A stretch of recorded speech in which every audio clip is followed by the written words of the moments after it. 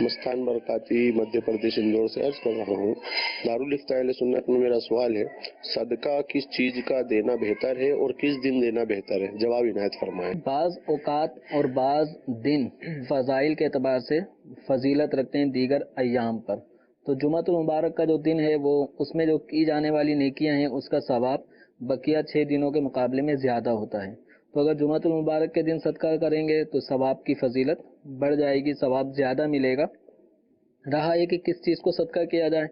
تو اس میں بھی کوئی خاص وہ نہیں ہے کہ اس چیز کا صدقہ سب سے افضل ہے، تو جو حاجت ضرورت اگر آپ کے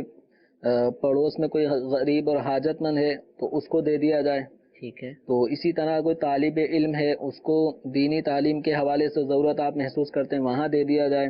آپ کے قرب میں مسجد بن رہی ہے تو اس مسجد میں اشد ضرورت ہے، کام مطلب رکے ہوئے ہیں، اور آپ کے دینے سے اس طرح کئی مخیر حضرات کے دینے سے مسجد کا کام تیزی سے ہوگا، جلدی پائے تکمیل تک پہنچے گا، تو جہاں جیسی ضرورت ہوگی اس کے مطابق آپ کو صدقات خیرات وغیرہ راہ خدا میں خرچ کرنا چاہیے۔